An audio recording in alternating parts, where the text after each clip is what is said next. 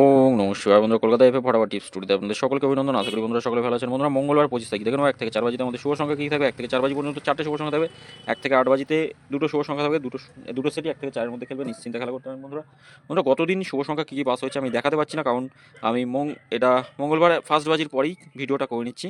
আগে আগে করছি, সন্ধ্যাবেলা ভিডিও করতে পারবো না, খুব সমস্যায় পড়ে যাবো, তার জন্য আগে আগে করে নিচ্ছি। সমস্যা অবশ্যই আছে। আমরা এই সেটটা দিয়েছিলাম, এখনও খেলেনি। ফার্স্ট বাজিতে খেলেনি, সেকেন্ড বাজিতে খেলেছি কি বলতে পারছি না। সেকেন্ড বাজিতে আশা করছি। হ্যাঁ বন্ধুরা, সেকেন্ড বাজিতে আমরা 6টাকে পাস পেয়েছি।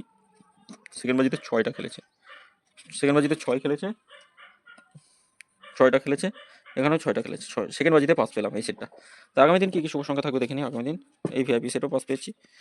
আগামী দিন কী কী থাকবে, আগামী দিন রাখছি 8, 4, 1 আর 3 থাকছে। পাত্তিগুলো একটু 8-এর পাত্তি 3, 7, 8 রাখছি, 2, 8, 8 থাকছে। 4-এর পাত্তি থাকছে 3, 5, 6 রাখছি, 1, 5, 8, 1-এর পাত্তি থাকছে 6, 7, 8, 1, 2, 8। 3-এর পাত্তি কী থাকবে, 3, 4, 6 থাকছে, 2, 4, 7।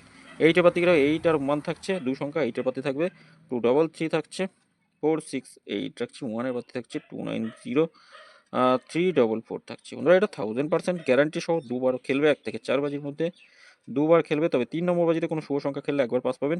1 নম্বর অথবা 2 নম্বর বাজিতে যদি কোনো শুভ সংখ্যা খেলে তাহলে কমেন্ট বক্সটা ফলো করবেন, অবশ্যই রোলিংয়ের সেট আবার পেয়ে যাবেন। ভিআইপি সেটে এই 4টে শুভ সংখ্যা থাকছে। ভিআইপি সেটে 1 থেকে 4 বাজির মধ্যে 10,000% 1 থেকে 4 বাজির মধ্যে খেলবে। ওইটাও ওয়ান টাইম পাস নেবেন, ওয়ান টাইম পাস নিয়ে ছেড়ে দেবেন একদম।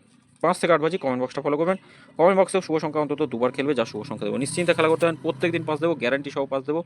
তা বন্ধুরা, যদি ভিডিও ভালো লেগে থাকে অবশ্যই চ্যানেলটি সাবস্ক্রাইব করে রাখবেন, লাইক কমেন্ট করবেন, নোটিফিকেশন বেলটি অবশ্যই অল করে রাখবেন। ধন্যবাদ।